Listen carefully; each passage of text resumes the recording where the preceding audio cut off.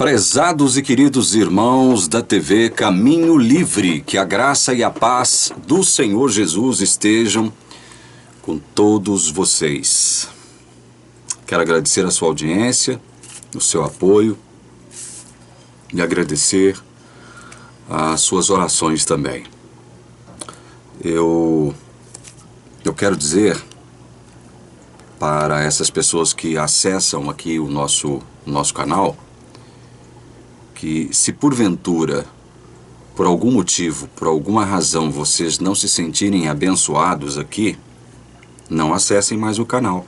Eu estou falando isso com muita tranquilidade no meu coração, tá? Porque o objetivo principal desse canal, TV Caminho Livre, é pregar, mostrar, instruir, orientar aos nossos irmãos adventistas do sétimo dia, mostrar a eles o que é o Evangelho. Quando eu falo isso, eu não falo com nenhuma espécie de ironia, sarcasmo ou desrespeito. Porque se assim fosse, eu nem deveria ter criado esse canal. O canal é para mostrar aos meus queridos irmãos da Igreja Adventista do Sétimo Dia o que é o Evangelho. Orientá-los no sentido de posse da Bíblia, saber identificar o que é o verdadeiro Evangelho, o que é graça, o que é salvação de verdade. Vale lembrar que se você se identifica como um filho de Deus verdadeiro, porque tem fé verdadeira nesse Deus maravilhoso, fique tranquilo, pacifique o seu coração, porque você já foi justificado em Cristo. Você não deve mais nada a Deus, graças ao que Cristo fez por você, meu irmão. Fique tranquilo. Não se submeta mais a qualquer tentativa de controle da sua vida pessoal. Não se submeta mais a qualquer tipo de manipulação. Não se submeta mais a qualquer tipo de chantagem ou ameaça. Você não precisa mais disso. Você não precisa mais se submeter a controle, manipulação, chantagem ou ameaça mais. Acabou essa história. Por quê? Porque você que crê verdadeiramente em Jesus como seu Salvador e Senhor, você já está salvo. Você foi justificado. É o que Paulo diz em Romanos capítulo 5, verso 1. Justificados, pois, pela fé, temos o que com Deus, meu irmão? Paz com Deus. Significa que você não deve mais nada a Deus, por quê? Porque em Jesus você foi justificado. Agora, é óbvio que nós temos o senso de gratidão dentro do nosso coração e por isso nós damos glórias a Deus todos os dias. Nós damos graças a Deus todos os dias. Porque foi em função dessa graça, desse favor imerecido direcionado a nós que nós fomos salvos em Jesus. Então, o que eu vou mostrar nesse vídeo de hoje é justamente isso. Eu já estou mostrando desde o primeiro. Tentando colocar você, inserir você dentro da dimensão da graça. Tentar fazer com que você entenda que esse ensino maléfico e diabólico de que para ser salvo você tem que trabalhar em sinergia com Deus, você deve rejeitar isso em nome de Jesus, porque isso é diabólico. Isso não tem nada a ver com o Evangelho. Nada a ver com o Evangelho. Isso é uma enganação do diabo. Não aceite isso, meu irmão.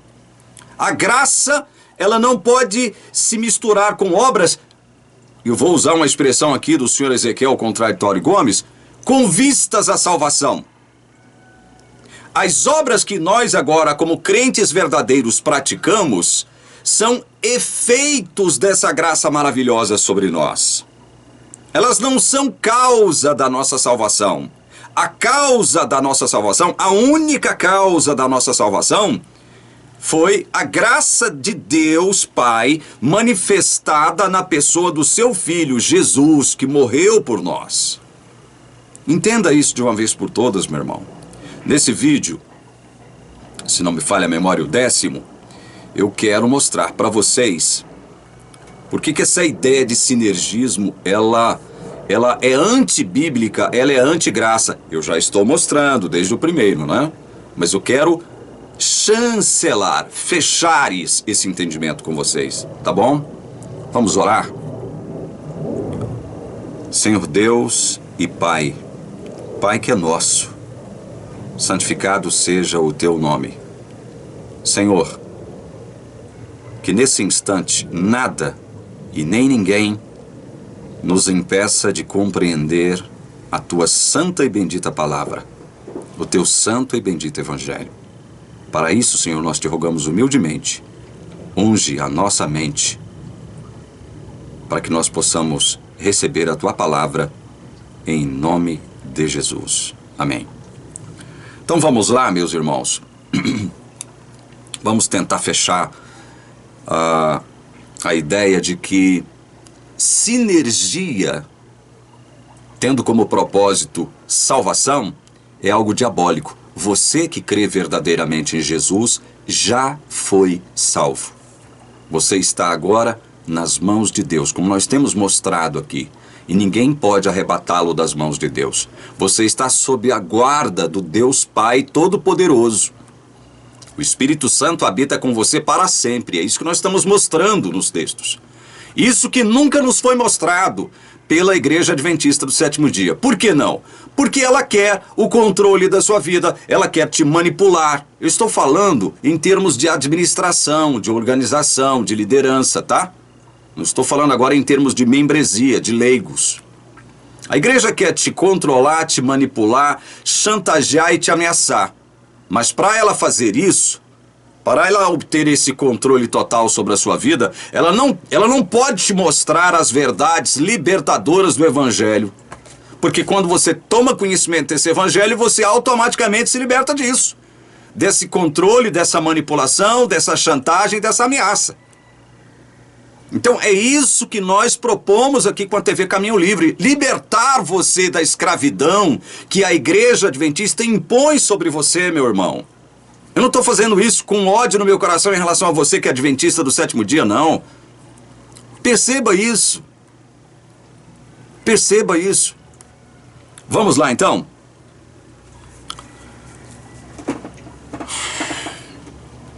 Lembremos-nos de uma afirmação do Ezequiel que ele fez logo no início das nossas considerações aqui, que eu mostrei a vocês logo no início de nossas considerações. Abre aspas para o Ezequiel Gomes.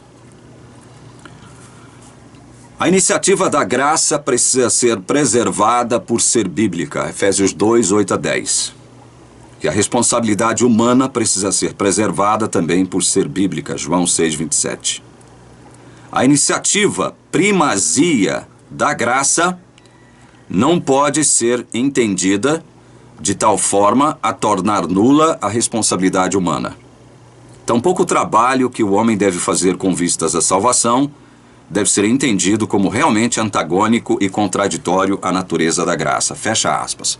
Nós temos mostrado a você, meu querido irmão, minha querida irmã, que isso aqui, que o Ezequiel declarou em seu livro, isso aqui é diabólico. Não há meias palavras para caracterizar isso aqui. Isso aqui é diabólico. Responsabilidade humana na salvação? Como responsabilidade humana na salvação, se a salvação pertence a Deus? Se Deus não dividirá com ninguém a sua glória, a glória de salvar aqueles a quem Ele veio realmente salvar. Deus não dividirá a sua glória com ninguém. Isso aqui, que o Ezequiel declarou, é diabólico. O diabo quer que você veja, enxergue as coisas do modo como o Ezequiel colocou aqui.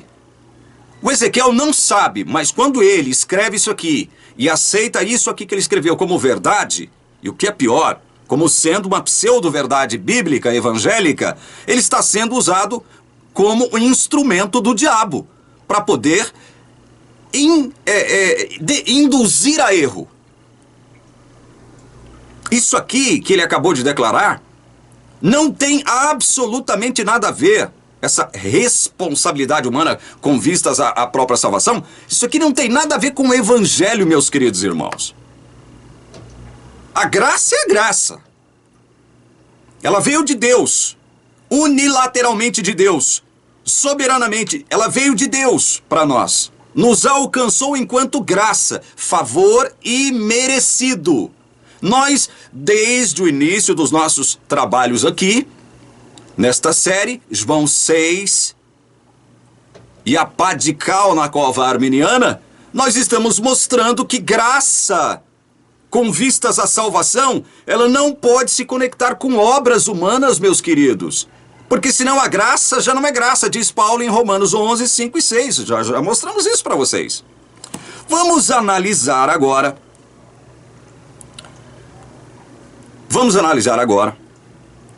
o que a Bíblia diz a respeito de graça, o que a Bíblia diz a respeito de salvação, tá? Nós já estamos analisando isso desde o começo. É como eu falei agora mesmo. Vamos tentar fechar isso, vamos tentar equacionar essa ideia. O Ezequiel, reconhecendo que, assim como a graça não poderia anular a tal responsabilidade humana, o trabalho que o homem deveria hipoteticamente fazer em sinergia com Deus não deveria ser considerado como antagônico e contraditório à natureza da graça. A ingenuidade de tal raciocínio fica evidente no instante em que se toma o texto de João 6,27 e o isola de seu contexto, com a finalidade de atribuir às palavras de Jesus um sentido que não se encontra não apenas em João 6, bem como em toda a Bíblia.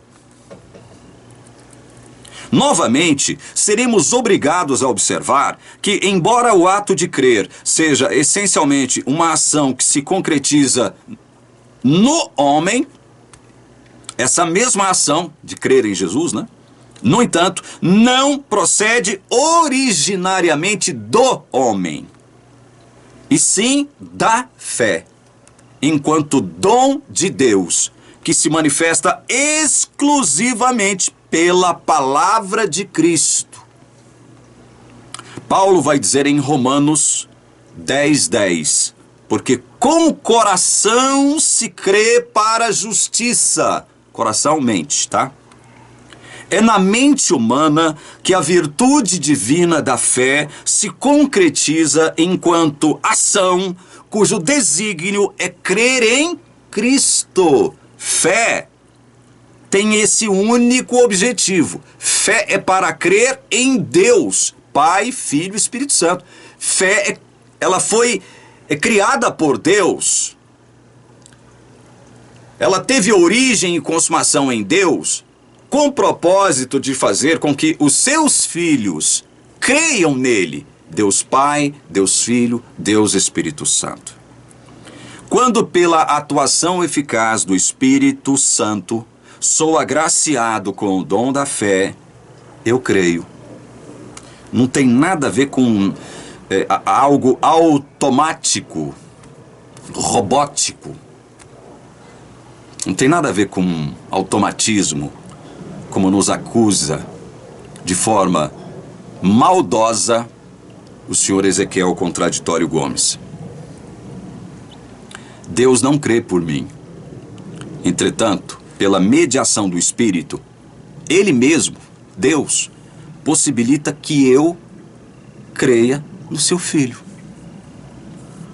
Portanto, o que temos em João 6,27, conforme já demonstrado anteriormente, não pode e nem deve ser considerado como uma ordem expressa ou um comando direto de Jesus dirigido àquela multidão de incrédulos, como se o mestre admitisse a existência de uma capacidade humana para crer nele sem a intervenção do Espírito Santo, meus queridos irmãos. Se fosse assim, Jesus estaria se contradizendo.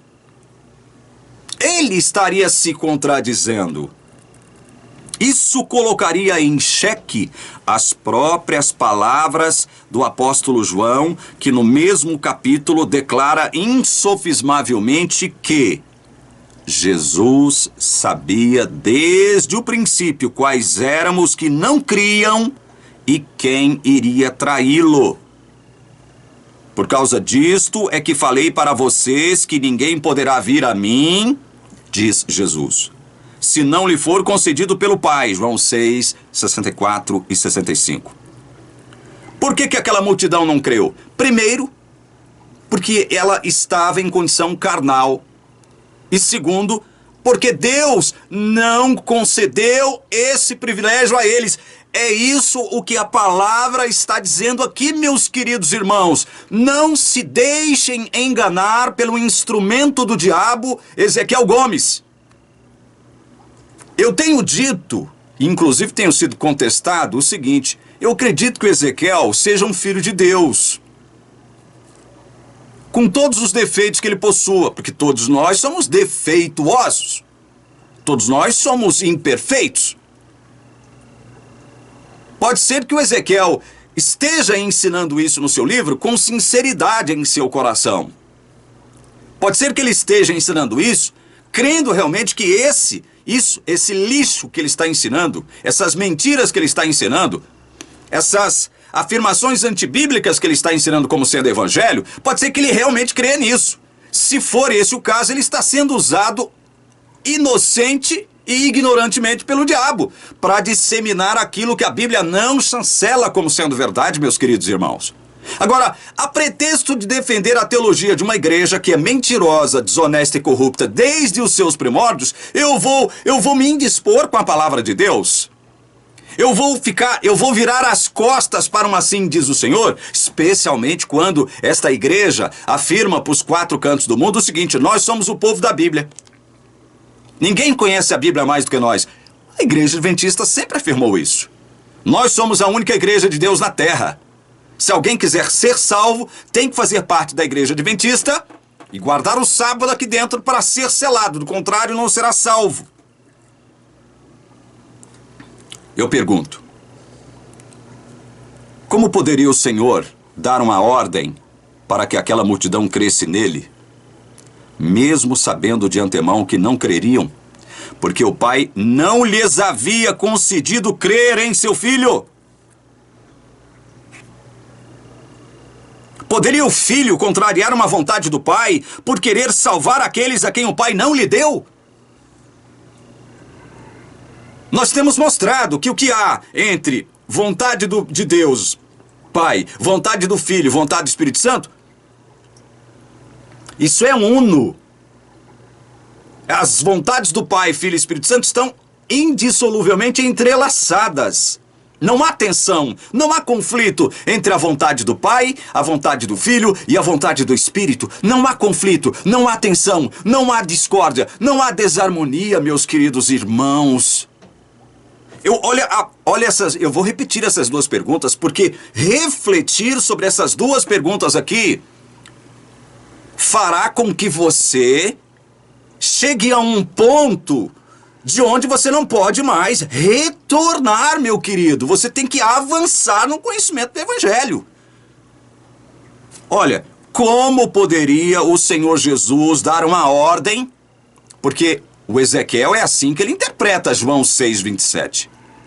Ele diz em todo o seu livro que, em João 6:27, aquela multidão de incrédulos recebeu uma ordem direta, um comando direto de Jesus, para que pudessem crer nele. Então eu pergunto, como poderia o Senhor Jesus dar uma ordem para que aquela multidão cresce nele, mesmo sabendo de antemão que não creriam nele, porque o Pai não lhes havia concedido crer em seu Filho? É isso que a Bíblia diz, meus queridos. Aqui, olha, eu vou ler de novo o texto bíblico. Por causa disto é que falei para vocês que ninguém poderá vir a mim se não lhe for concedido pelo Pai. Vir a mim, nesse contexto aqui, é crer em Jesus. O Pai não concedeu esse privilégio daquela multidão crer em Jesus. É isso que o texto bíblico está afirmando, meus queridos. Poderia o Filho contrariar uma vontade do Pai por querer salvar aqueles a quem o Pai não lhe deu? Pense nisso, meu querido irmão adventista do sétimo dia, que porventura possa estar me assistindo com ódio, com ira no seu coração em relação a mim. O que o texto de João como um todo, e não apenas o capítulo 6, demonstra claramente é que jamais houve uma dicotomia entre a vontade do Pai, a vontade do Filho e a vontade do Espírito Santo. Conforme demonstramos anteriormente, Jesus, se referindo à sua morte, declara o seguinte, em João 12, 27. Agora a minha alma está angustiada. E o que direi? Pai, salva-me desta hora? Não, pois foi precisamente com este propósito que eu vim para esta hora. João 12, 27. Vejam como Jesus, enquanto Messias, enquanto Filho do Homem, enquanto Filho de Deus, enquanto humano, ele estava 100% submisso à vontade de Deus. Nunca houve tensão nem conflito. Eu sou obrigado a ficar repetindo isso, para que você mentalize isso. Tensão, conflito, discórdia, desarmonia entre a vontade de Jesus e a vontade do Pai. Nunca houve isso. Nem mesmo no Getsemane, onde nosso Senhor orou. Olha só isso aqui. Meu Pai, se possível, que passe de mim este cálice. Contudo, não seja como eu quero, e sim como tu queres.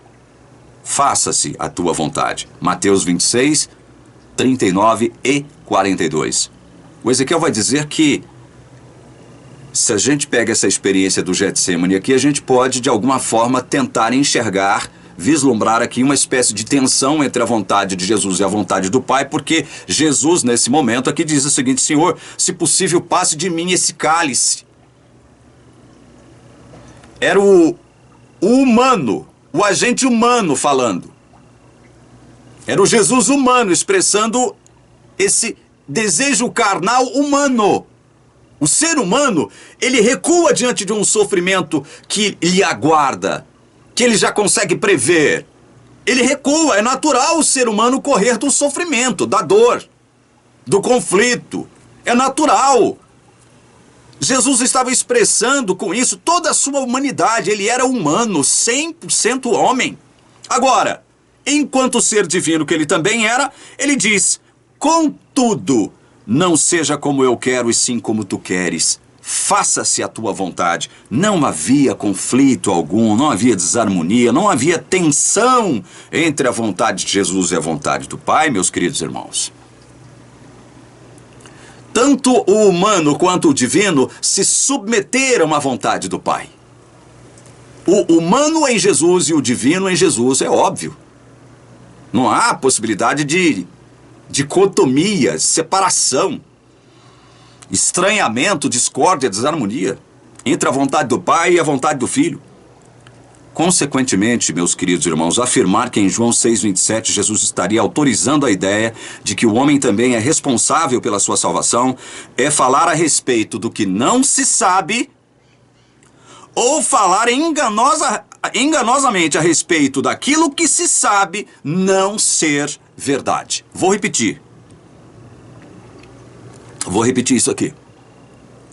Afirmar que em João 6,27, como afirma o senhor Ezequiel Contraditório Gomes, que Jesus estaria autorizando a ideia de que o homem também é responsável pela sua salvação, é falar a respeito do que não se sabe ou falar enganosamente a respeito daquilo que se sabe não ser verdade. Ou é uma coisa ou é outra. Vamos agora analisar o texto de Efésios 2, 8 a 10. Porque é o texto mencionado pelo Ezequiel aqui. Presta atenção no texto de Efésios 2, 8 a 10. Porque pela graça vocês são salvos, mediante a fé. Isto não vem de vocês. É dom de Deus. Não de obras, para que ninguém se glorie. Pois somos feitura dele, criados em Cristo Jesus, para boas obras, as quais Deus de antemão preparou para que andássemos nelas. Fecha aspas para o apóstolo Paulo. Esse, meus queridos irmãos, é outro texto mal compreendido e propositalmente mal interpretado pelo senhor Ezequiel Contraditório Gomes. Paulo vai expor de modo inequívoco que a graça só se torna eficientemente salvífica mediante a fé. Sem a fé, a graça seria inútil. Sem a graça, não haveria razão para a existência da fé. Em consequência disso, não poderá haver salvação sem a graça e sem a fé juntas. Desse modo, a graça e a fé conjugadas exigirão uma única conclusão. Olha só. Olha a única conclusão que a graça e a fé conjugadas exigirão, conforme o texto bíblico, conforme a palavra de Deus, e não conforme o senhor Ezequiel Contraditório Gomes. Olha só, que conclusão é essa que a palavra de Deus exigirá quando a graça e a fé estão conjugadas? Efésios 2, versos 8 e 9. E isto não vem de vocês, é dom de Deus, não de obras, para que ninguém se glorie. Esta é a conclusão que a graça, conjugada com a fé, que nos salva, vai exigir. É esta a conclusão, vou repetir. Isto não vem de vocês. É dom de Deus, tanto a graça quanto a fé. Nós já mostramos isso. Estamos mostrando mais uma vez pela palavra. Não de obras, meus queridos irmãos. Se fé, como diz o senhor Ezequiel Gomes e a sapatota arminiana diz, se fé for obra humana, Paulo estaria contradizendo aqui. Paulo não poderia dizer isso que ele está dizendo isso aqui não vem de vós, é dom de Deus. Ele não poderia dizer isso. Ele teria que aceitar, né? Ou ele estaria propondo, então, o sinergismo proposto pelo senhor Ezequiel e pela turma de arminianos. Mas não, ele coloca essas coisas, graça e fé, como sendo dom de Deus e não procedendo de nós, não de obras. Para quê? Qual o propósito disso? Para que ninguém se glorie. A partir do momento em que eu assumo que as minhas obras, para que eu possa ser salvo, tem que contribuir, tem que ser feitas, realizadas, produzidas em sinergia com Deus, eu terei do que me orgulhar lá na frente, porque mesmo em sinergia com Deus, em cooperação com Ele, em parceria com Ele, eu fiz alguma coisa. Logo, eu terei do que me orgulhar. Mas a Bíblia não admite isso. Deus não admite isso. Ele diz, não dividirei a minha glória com ninguém, meus queridos. Nenhum ser humano pode se gloriar da salvação. Por que não pode? Porque as obras que ele pratica agora como cristão não são a causa da sua salvação, como nós veremos aqui. São o efeito da salvação sobre ele. É isto que a palavra de Deus deixa claro aqui, meus queridos. Eu estou sendo enfático aqui, tentando fazer com que você mentalize isso, que você guarde isso no seu coração, porque isso aqui são boas novas. Isto não vem de vocês. Olha, o que não vem de nós? Através de obras humanas. Graça e fé. Graça e fé conjugadas não vem de nós, é dom de Deus. Graça e fé conjugadas não são obras humanas, portanto nós não temos o direito de nos gloriar ou de nos vangloriar. Ou seja, a salvação foi tanto idealizada quanto consumada por um único agente. Um único agente, contrariando o que o senhor Ezequiel Contraditório Gomes diz. No caso, Deus, que em razão disso jamais permitirá a vanglória do homem em relação a este assunto. Que assunto? Redenção, salvação. Se a salvação pela graça mediante a fé fosse resultante de uma ação sinérgica entre Deus e homem, nosso Deus, sendo Ele mesmo justiça, saberia reconhecer que parte dela, ou seja, parte de quê? Da salvação, teria sido consumada também pelo agente humano. Se assim fosse, não haveria qualquer impedimento para a jactância da humanidade, pois afinal de contas ela também teria tomado parte em sua própria salvação. Contudo, a julgar pelas impressionantes revelações que o apóstolo Paulo faz aos Efésios nos capítulos 1 e 2, seria impossível admitir tal proposição sem incorrer em uma grave e insolúvel contradição. Nós já estudamos Efésios 1 aqui, aquele trecho do verso 3 ao verso 14. Analisamos de forma bem objetiva, bem sucinta, os sentidos, os significados daquele texto maravilhoso, Efésios 1, de 3 a 14. Olha só como Paulo... Vamos refrescar sua memória com relação a esse trecho de Efésios? Olha só como Paulo desenvolve e descreve as ações do Pai, do Filho e do Espírito Santo nesse trecho de Efésios. Olha só, presta atenção nisso aqui. Deus Pai, segundo o propósito de sua vontade, antes da fundação do mundo, coisa que Ezequiel nega, escolheu e predestinou para serem adotados como seus filhos. Já analisamos, inclusive, essa metáfora aqui da adoção, né? Quem é que escolhe? Quem que escolhe? Você vai a uma casa onde há crianças órfãs esperando por uma adoção. Quem é que escolhe? É a criança que escolhe você ou é você que escolhe a criança? Olha, é uma pergunta até idiota, mas eu tenho que fazê-la diante das afirmações e proposições e postulados e pressuposições do senhor Ezequiel Contraditório Gomes. Eu tenho que fazer essa pergunta. Quando você vai a uma casa para adotar uma criança, quem é que te escolhe? É ela que te escolhe ou é você que escolhe ela? Então veja, o texto bíblico está dizendo claramente que quem nos adotou foi Jesus, amando do Pai. Porque antes da fundação do mundo, Deus nos escolheu e nos predestinou nele. Nele quem? Em Jesus. Então Jesus nos adota como filhos. É Ele que nos escolhe. Não somos nós que como filhos escolhemos a Deus ou a Jesus como Senhor e Salvador das nossas vidas. Fomos adotados como seus filhos. Todos aqueles a quem por amor salvaria por meio de Jesus Cristo para louvor da sua glória, de sua graça que Ele lhes concedeu gratuitamente no amado, através da intermediação do Espírito Santo, que enquanto penhor da nossa herança, aplicaria em todos o selo garantidor da promessa de Deus. O Espírito Santo é o penhor da nossa herança. Vocês sabem o que significa penhor. Penhor é uma garantia. O penhor garante.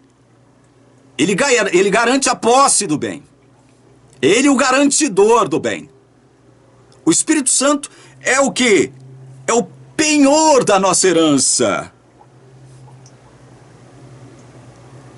Ele aplicaria em todos esses a quem Deus escolheu e predestinou e foram adotados de antemão, antes da fundação do mundo, o selo garantidor da promessa de Deus. Tudo que Deus prometeu em relação a vocês irá se cumprir, não por causa de vocês mesmos, mas por causa do que Deus Pai, Deus Filho e Deus Espírito Santo fizeram, fazem e ainda farão por vocês e em vocês. Este é o sentido do Evangelho, meus queridos irmãos. A ênfase sobre quem deveria receber todo o louvor pela redenção não dá margem para que se pudesse assumir uma relação de sinergia entre Deus e homem com este propósito. Em 3 ocasiões, aqui em Efésios 1 e 2, o apóstolo Paulo sentencia para louvor da glória de sua graça, a fim de sermos para louvor de sua glória, até o resgate da sua propriedade em louvor da sua glória, sempre tendo em vista a glória de Deus, a graça e a glória de Deus. O louvor se deve não a nós, que participamos supostamente da nossa obra de salvação em sinergia com Deus. Não!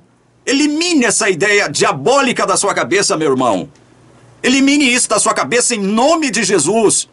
Quando alguém chegar em você e disser que para você ser salvo, você tem que praticar obras em parceria, em sinergia com Deus, diga... Repita as palavras do mestre: vá de retro, Satanás.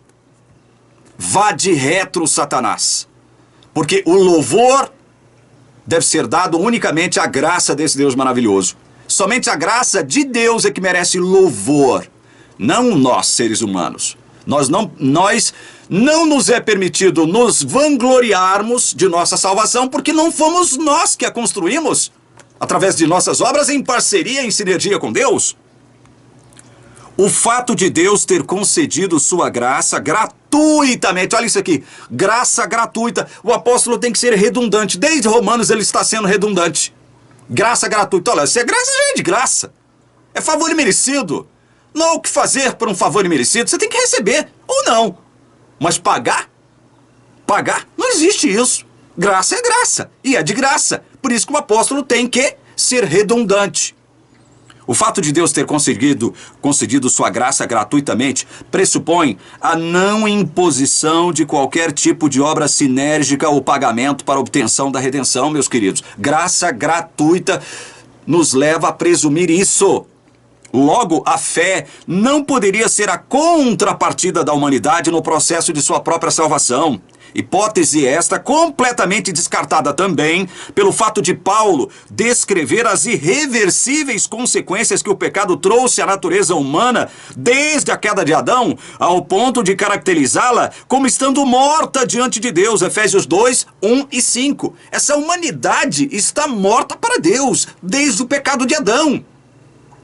Estamos falando sobre isso desde o primeiro vídeo dessa série, João 6 e a pá de cal na cova arminiana. Estamos tratando desse assunto, enfatizando, repetindo, para que você mentalize, para que você guarde isso, meu querido irmão. A natureza humana, o ser humano, quando chega a este mundo, chega na condição de morto para Deus, sem a mínima condição de desejar Deus, de se interessar por Deus, de se dirigir naturalmente a Ele. A carne para nada aproveita, disse Jesus em João 6,63. Esse era e continua sendo o verdadeiro status de sua condição. Estou falando da natureza humana. Esse é o verdadeiro status de sua condição anterior ao novo nascimento, acerca da qual Paulo vai acrescentar. Naquele tempo, em que tempo? Antes do novo nascimento, produzido pelo Espírito Santo em você. Olha o que nós éramos antes de nos convertermos, antes de passarmos pelo novo nascimento. Olha o que nós éramos. Naquele tempo vocês estavam sem Cristo, separados da comunidade de Israel e estranhos às alianças da promessa, não tendo esperança e sem Deus no mundo. Efésios 2:12. Veja só, sem esperança, sem Deus no mundo, estranhos às alianças da promessa, separados da comunidade de Israel e sem Cristo. Como que nessas condições a carne pode produzir por ela mesma fé em Deus, meu querido, se Deus não intervier ou intervir? Como? Não há como, é isso que a Bíblia deixa claro. Imersos em tal conjuntura espiritual radicalmente depravada, nunca poderiam produzir fé no Salvador por si mesmos. Afinal, estavam mortos para Deus. Como é que um morto pode produzir fé em Deus? Me fala. Me fale você que está assistindo agora esse vídeo, até aqui. Daí o apóstolo ter dito: e qual é a suprema grandeza do seu poder sobre nós? Poder de Deus, né? Os que cremos, segundo a eficácia da força do seu poder. Olha esse versículo, Efésios 1:19. Olha esse versículo. Olha o que esse versículo está dizendo. Preste atenção no sentido deste versículo. Preste atenção no que a palavra de Deus diz, meu querido irmão. Eu te peço misericordiosamente, preste atenção no que a palavra de Deus diz. Olha só. E qual é a suprema grandeza do seu poder sobre nós? O poder de Deus sobre nós, os que cremos, segundo a eficácia da força do poder, do seu poder. Nós cremos, não é porque nós temos uma força em nós, natural e inerente em nós. Não. É o poder de Deus sobre mim, sobre você, que produz a fé, que produz o crer em Jesus. É a força, é a eficácia da força desse poder que vem de Deus, que faz com que nós creiamos no seu Filho. Não é a nossa suposta força, meu querido. Não é o seu suposto livre-arbítrio que faz isso com você. O seu livre-arbítrio, nesse caso, se ele existisse, o que existe é a liberdade de agência. Todos nós temos liberdade de agência. Livre-arbítrio não existe. Se o seu livre-arbítrio existisse, o que ele poderia fazer por você? Nada, porque ele não quer Deus. Ele não deseja Deus. Não há quem busque a Deus. É o que o apóstolo Paulo diz. Todos estão mortos. Não há um justo. Não há quem entenda. Não há quem compreenda. O livre-arbítrio não poderia fazer nada por você, porque o livre-arbítrio da carne não deseja Deus. Eu estou falando em termos hipotéticos, tá? Se o livre-arbítrio existisse, ele não poderia fazer nada por você, porque ele não quer Deus. Simples assim. Ele não quer, ele não deseja Deus. É isso que nós estamos mostrando. É por isso, porque o livre-arbítrio não quer Deus em hipótese alguma, que Paulo vai dizer, vamos abrir a Bíblia? Aqui em Romanos capítulo 9, verso 16. Olha isso aqui, anote aí e leia a Bíblia comigo. Porque não é o seu livre-arbítrio que faz com que você creia, é que Paulo vai dizer isso aqui, olha. Assim, pois, isto não depende de quem quer ou de quem corre, mas de Deus que tem misericórdia.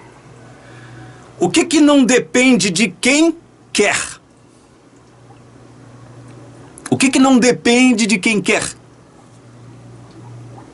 Crer em Deus, crer no Filho, ser escolhido por Deus, ser justificado por Deus, ser chamado, justificado e glorificado por Deus. Tudo isso não depende de quem quer. Por que não depende de quem quer? Porque quem supostamente poderia querer, não quer. É por isso que não depende de quem quer, meu querido irmão, porque a carne não quer. Só depende então do quê? Da misericórdia de Deus, meu querido irmão, minha querida irmã. Olha só, em outro lugar, em Filipenses, o que Paulo diz. Filipenses, primeiro vamos ler o capítulo 1 de Filipenses, logo depois de Efésios. Vamos ler o versículo 6 primeiro. Olha só.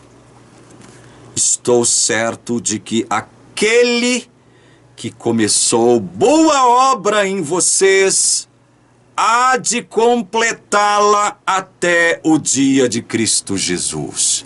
Porque não depende de quem quer, Deus tem que realizar a obra, Ele tem que dar origem à obra, e não só isso. Mais que isso, Ele tem que completar. Foi Ele que deu origem à obra de salvação em você? Então Ele completa, Ele consuma a obra de salvação em você. Aquele que começou boa obra em vocês há de completá-la. Até quando mesmo? Até quando? Até o dia de Cristo Jesus. Isso aqui é uma referência à volta de Jesus. Isso significa que a nossa fé é automática? Isso significa que agora que nós cremos em Jesus, nós vivemos vida desregrada, despreocupada, porque já estamos salvos? Não. Não significa isso. Isto é uma acusação maldosa que impõem sobre nós pelos arminianos. Os arminianos é que nos acusam disso. Pelo fato de nós já, autorizados pela palavra, sabermos que já estamos salvos, eles vão dizer o seguinte, não. Eles agora, porque acham que estão salvos, eles acham que podem viver vida desregrada. Meu Deus do céu! Qual é o teólogo calvinista que diz isso? Qual foi o teólogo calvinista que disse uma bobagem dessas? Qual foi? Se alguém se meter a besta dizer uma bobagem dessa, vocês podem ter certeza de uma coisa, não é cristão, muito menos calvinista. Não existe isso. O que a palavra de Deus nos diz é que Deus está tão comprometido conosco, segundo Filipenses 1,6, que Ele deu origem a essa obra de salvação em nós e Ele completa até o dia da volta de Jesus. Ele não vai nos abandonar. O Espírito Santo está para sempre conosco, meus queridos irmãos. Relembre das promessas que Deus fez e que nós já vimos aqui na sua palavra. Nós estamos selados com o Espírito Santo e ele está para sempre conosco. Nós somos o quê? A herança. Nós somos herança e somos herdeiros ao mesmo tempo, graças ao Espírito Santo, que é o nosso penhor. Ele é a garantia de que Deus cumprirá suas promessas que ele fez em relação a nós. O Espírito Santo está conosco para sempre, meu querido. Lembre desse detalhe. Estamos guardados nas mãos de Deus, das mãos de Deus ninguém pode nos arrebatar. Jamais pereceremos, é a promessa de Jesus para nós. Jesus, antes de subir ao céu, ele confiou a nossa guarda ao próprio Deus Pai, que antes nos deu a ele. Vejam como a harmonia entre a vontade do Pai e a vontade do Filho. Não é essa coisa de dicotomizar. Coisa que o senhor Ezequiel, mentiroso, enganoso e malandro Gomes, disse que nós é que fazemos. Nós é que criamos uma dicotomia na palavra de Deus, de tal forma que, se nós aceitarmos o que está em João 6,44, nós não poderemos aceitar o que está em 14,6. Meu Deus do céu, isso só poderia ser procedente de uma mente analfabeta em termos de evangelho. Não somos nós que temos problemas com a palavra de Deus. Não somos nós que queremos dicotomizar as vontades do Pai, do Filho e do Espírito Santo. São vocês, arminianos. É você, senhor Ezequiel Contraditório Gomes, que faz isso, não nós. Filipenses 1,6, então, crava, elimina de uma vez por todas esse negócio. Não, os calvinistas se acham, né? Já estão salvos, então agora vivem vida desregrada. Isso é enganoso, isso é desonesto, isso é mentiroso. Isso é malandragem por parte de arminiano. Quem fala isso é arminiano malandro. Leiam comigo Filipenses 2, aí na frente, capítulo 2. Versículos 12 e 13. Olha só. Paulo aos Filipenses dizendo o seguinte: assim, meus amados, como vocês sempre obedeceram, não só na minha presença, porém muito mais agora na minha ausência, desenvolvam a sua salvação com temor e tremor. Desenvolver a nossa salvação não significa ganhar a nossa salvação. Desenvolver a nossa salvação significa nos aplicarmos à obra diária de santificação. Porque já fomos salvos. A obra de santificação não faz parte daquelas 5 etapas que o próprio apóstolo Paulo estabelece em Romanos capítulo 8, do verso 28 ao verso 30. Deus nos pré-conheceu antes da fundação do mundo. A esses que ele pré-conheceu de modo salvífico, ele predestinou. A esses a quem ele predestinou, vejam só que há 2 passos aqui, já 2 etapas. Deus pré-conheceu, Deus predestinou, Deus chamou a esses, Deus justificou, é o 4º passo, e Deus já glorificou. Santificação não entra aí. Por que santificação não entra aí? Porque santificação não é causa de salvação. Arminianos estúpidos. Não é causa de santificação. Então, quando Paulo aqui em Filipenses está dizendo, olha, desenvolvam sua salvação com temor e tremor, ele não está dizendo o seguinte, olha, agora trabalhem em cooperação com Deus, em sinergia com Deus, para que possam ser salvos. Não, não é isso que ele está dizendo. Já fomos salvos. Agora pesa sobre nós a responsabilidade de avançarmos na nossa santificação. É outra coisa. É outra coisa. Aí ele diz aqui no verso 13, porque Deus, olha só, por que ele quer que a gente desenvolva a nossa salvação? A salvação que já nos foi concedida por Deus ter dado origem a essa obra em nós e porque ele há de completá-la em nós. Então agora ele vem e diz no verso 13, porque Deus é quem efetua em vocês tanto o querer como o realizar segundo a sua boa vontade. Meu Deus, a palavra de Deus é maravilhosa, meus irmãos. Não há discórdia, não há desarmonia na palavra de Deus, não há contradição entre um autor e outro autor da palavra de Deus. Deus então tem que diariamente ir implantando em nós esse querer que está em consonância com a sua vontade, para que agora nós desenvolvamos a nossa salvação. Não é para conquistar a salvação, mas olha, Deus é que incute em nós o querer. E Deus é que realiza em nós o produzir essa santificação. É Deus que faz isso. É Ele que faz isso. Ele não nos abandona. É por isso que o Espírito Santo está sempre conosco, incutindo diariamente em nós essa vontade de Deus. E esse produzir santificação vem do próprio Deus, como diz aqui o verso 13. Voltemos ao trabalho. Nós lemos o verso 19 e eu gostaria de repeti-lo. E qual é a suprema... Efésios 1:19. E qual é a suprema grandeza do seu poder sobre nós, os que cremos, segundo a eficácia da força do seu poder. Creram, não porque geraram sua própria fé, mas porque Deus exerceu sobre eles a eficácia da força do seu poder. Efésios 1:19.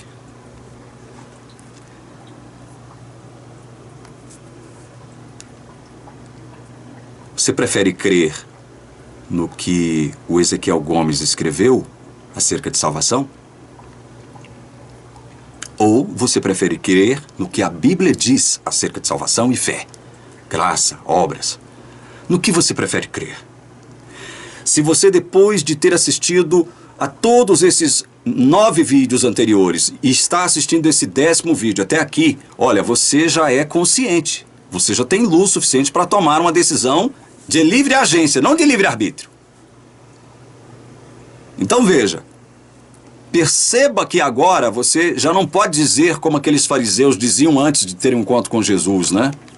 Nós não vemos. Não, depois de encontrarem-se com Jesus, depois de observarem tudo que Jesus fazia, as obras que o Pai determinou que ele fizesse, agora eles já não teriam mais condições de dizer nós não vemos. Não.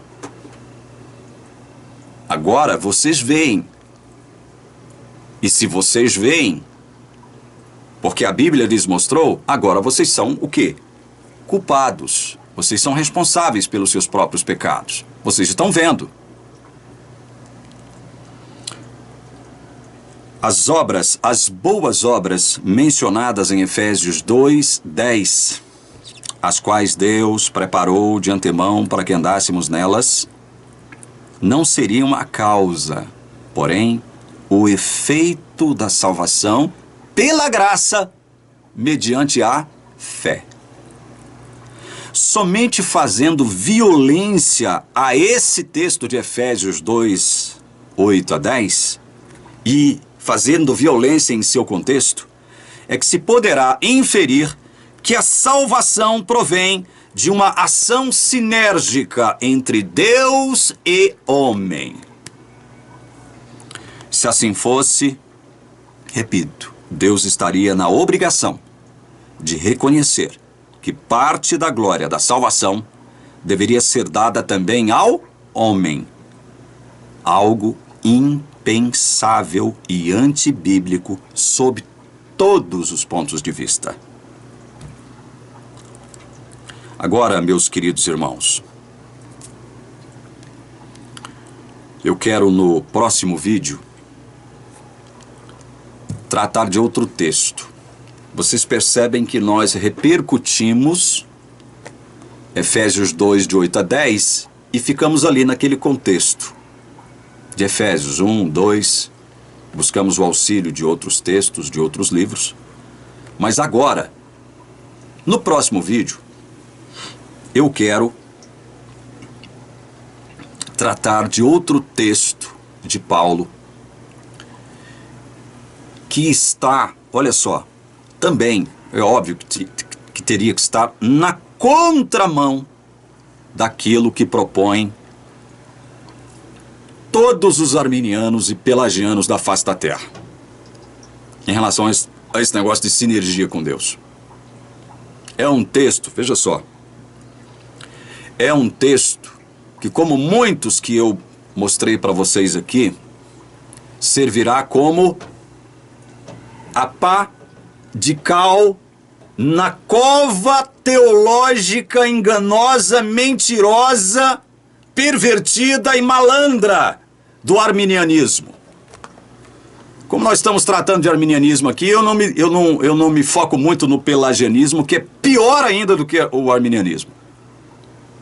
É a pá de cal na cova arminiana.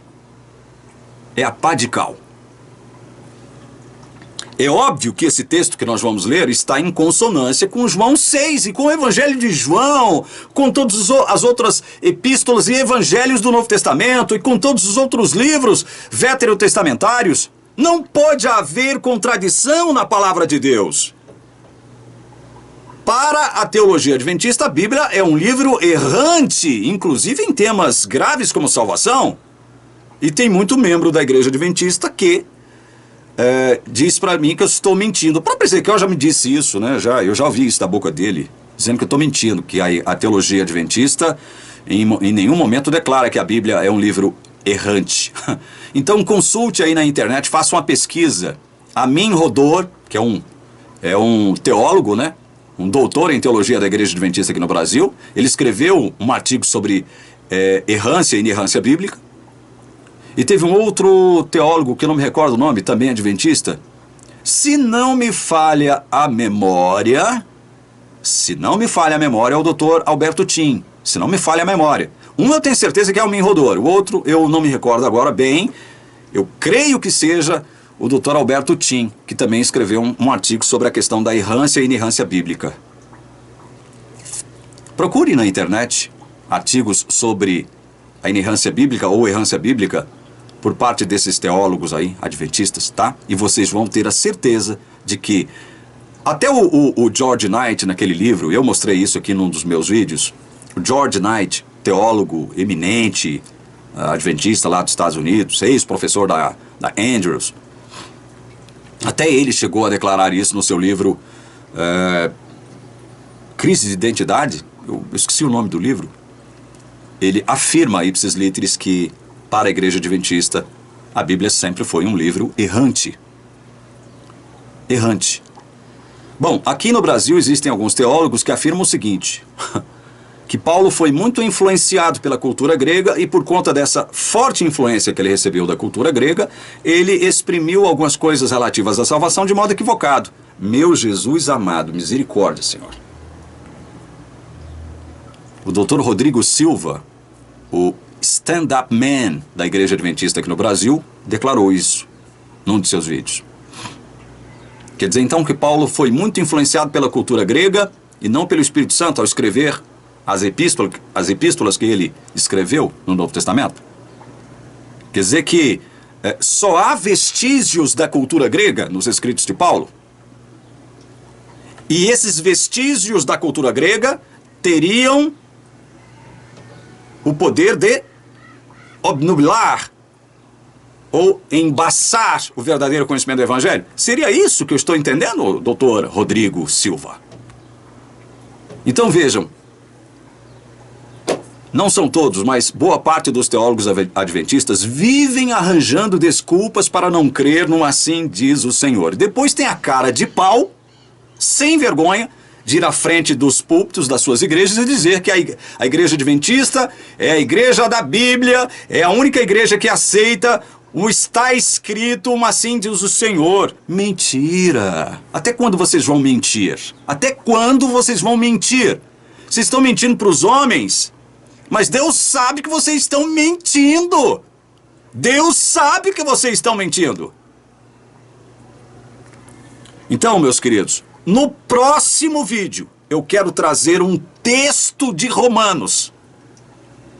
Mais um texto da Bíblia, que servirá como a pá de cal na cova da teologia prepotente, arrogante, enganosa, mentirosa, fraudulenta arminiana. Próximo vídeo. Você que assistiu esse vídeo agora, e você que está com raiva de mim, eu rogo a Deus uma bênção sobre o seu coração. Que o Espírito Santo possa ungir o seu coração, meu irmão adventista do sétimo dia, que porventura possa estar irado contra mim. Não se esqueça que um dia, aquele que foi um dos maiores, se não o maior perseguidor da igreja cristã primitiva, possuía um ódio feroz e mortal contra Jesus e os seus discípulos e filhos, se tornou, quem sabe na opinião de muita gente, o maior apóstolo de todos. De Saulo, ele foi para Paulo, e de perseguidor para perseguido, daquele que mais odiava, daquele que mais passou a amar, porque foi mais perdoado do que qualquer outro apóstolo. Não se esqueça disso, meu irmão. Você que está me assistindo com ódio no seu coração, com ira, querendo me matar, querendo descobrir o meu endereço para me matar, ou para perpetrar algum tipo de mal sobre mim. Aqui, antes de fechar esse vídeo, eu me lembrei de um... Eu não sei se eu contei isso aqui para vocês. Se eu contei, eu vou contar de novo.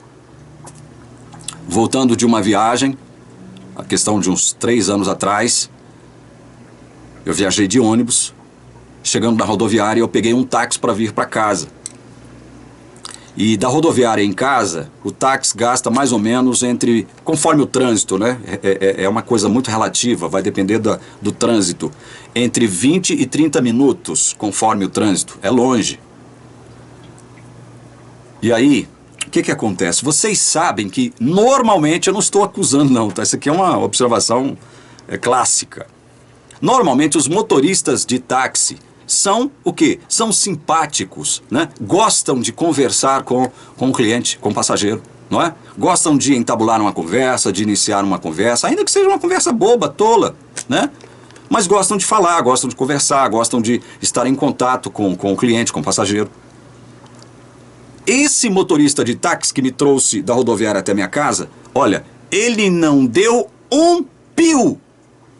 Não deu um pio. Falei pra ele onde eu queria que ele me levasse, e ele veio. E de lá pra cá, ele não falou nem um ponto, nem uma vírgula. E eu fiquei calado também.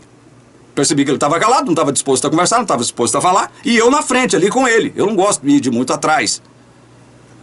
Ali nos bancos traseiros. Eu fiquei na frente, junto com ele. Chegando na frente de casa, eu não me lembro mais quanto deu a corrida, eu só sei que a corrida deu algo aproximado de entre R$32,80 ou é 90, alguma coisa, centavos. 32 e alguns centavos. Aí o que eu fiz? Como eu tinha um dinheiro mais ou menos trocado, eu dei R$32 para ele e ficaram lá os centavos. Eu não sei se foi 85, 95. Eu só sei que ficaram lá alguns centavos, né? E eu pensei o seguinte, normalmente quando ficam alguns centavos, aqui em Goiânia os motoristas são simpáticos. Eles dizem, não, arredonda isso aí, eu faço X para você, fechar esse negócio, esquece os centavos. E aí, deu 32, eu tirei os 32, eu tinha R$32 trocados e dei para o motorista. Mas eu sabia que estava faltando uns centavos, eu sabia disso, pensando que ele seria simpático a mim e me eliminaria da obrigação de pagar os centavos. Ele pegou os 32, olhou para o taxímetro, olhou para mim e falou, mas está faltando. Aí eu entendi, né, o recado, ele não queria, ele não queria deixar os centavos para trás. O que eu fiz? Aí eu peguei, eu não me lembro mais que moeda que foi, eu tinha uma moeda, e dei uma moeda para ele equivalente a 2 centavos a mais. Eu acho então que foi 98 centavos esse excedente aí. Eu acho que eu acho, não tenho mais ideia, eu só me lembro do fato em si, não dos valores. Então eu dei uma moeda, veja bem, uma moeda que cobriria, que passaria 2 centavos além daquilo que eu devia para ele. É isso que eu estou tentando dizer para vocês. Eu não me lembro mais o valor correto. Mas eu dei lá algumas moedas, ou uma moeda, não lembro mais. que ultrapassaria em 2 centavos o que eu devia para ele. E dei para ele. Aí ele lá contou, ele falou assim, tá certo agora. Eu falei, não, tá certo não, você tem que devolver 2 centavos. Eu assustei ele. Eu assustei. Tá certo não, senhor, você tem que me devolver 2 centavos. Aí ele tirou uma moeda de 5 centavos e me deu. Eu não ia aceitar. Eu não ia aceitar essa moeda. Até porque ele teria que me devolver somente 2 centavos. Se eu quisesse ser grosseiro com ele ali, eu falei, não, eu quero os meus 2 centavos. Você se vira, eu quero os 2 centavos. Ou você dá o desconto, ou eu quero os meus 2 centavos, é que eu tenho direito. Eu poderia fazer isso. Poderia criar uma briga, um imbróglio com ele aqui na frente de casa. Mas não. Eu só disse pra ele o seguinte, não, tá certo não. Eu tenho 2 centavos com você agora, você é que me deve. Aí ele pegou e tirou uma moeda de 5 centavos, eu peguei e aceitei a moeda, porque eu não queria encrenca. Aí eu disse pra ele o seguinte, olha, sabe por que eu tô fazendo isso? Porque você foi justo comigo. Você me cobrou aquilo que eu realmente devia, até o último centavo. Então, eu agi de conformidade com você, tá? Eu agi de conformidade com você. Você não foi justo comigo, me cobrou o último centavo que eu devia a você, então eu estou cobrando de você os 2 centavos que você me deve. É só isso, eu estou agindo com você de conformidade com a sua ação para comigo. Aí sabe o que ele me perguntou? Sabe o que ele me falou, irmãos? Ele me perguntou, ele me falou assim, você é ex-adventista, né? Eu só falei pra ele, porque eu não queria imbróglio, não queria discussão, não queria briga, não queria nada. Eu falei, só. Abri a porta, fechei e saí. E sabe o que é que eu deduzi disso? Aquele motorista de táxi era um adventista do 7º dia, já havia me visto aqui na TV Caminho Livre, e evidentemente era um daqueles adventistas do 7º dia que nutre um ódio profundo de mim. Um ódio profundo. Depois eu fiquei pensando sobre isso. Eu falei, agora eu já sei. Por que ele não emitiu uma palavra sequer comigo durante a viagem. E chegando aqui, ele fez questão de cobrar até os centavos que eu devia para ele. Agora eu já sei por quê. Ele é um adventista do 7º dia, tá irado comigo, porque deve ter me visto na TV Caminho Livre, né? Deve ter um ódio enorme de mim. Para vocês verem como Deus faz as coisas. E aí, chegando aqui, ele quis dar uma de justo comigo. Eu, propositalmente também, eu fiz uma coisa com ele para ele entender o seguinte, olha, você foi justo comigo, eu estou sendo justo contigo.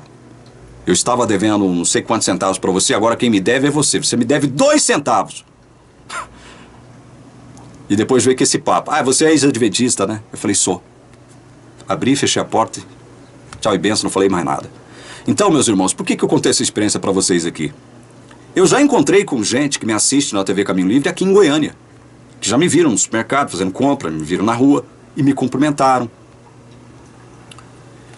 E todos esses foram simpáticos comigo. Agora, eu sei que tem gente que gostaria de descobrir onde eu moro para me sentar uma taca, para me dar uma taca daquelas bem dadas, ou então para me fazer qualquer outro tipo de mal mais grave em relação a mim. Porque eu sei que isso acontece no seio da igreja adventista. Eu sei que isso acontece. Esse ciúminho diabólico que há entre alguns membros da igreja adventista e membros de outras denominações. Porque os adventistas se acham, eles se consideram, eles se auto-enxergam como guia dos cegos. Eles são os guias dos cegos. Mas são cegos também. São cegos também. Meus queridos, até o próximo vídeo. Que Deus abençoe você. Em nome de Jesus. Amém.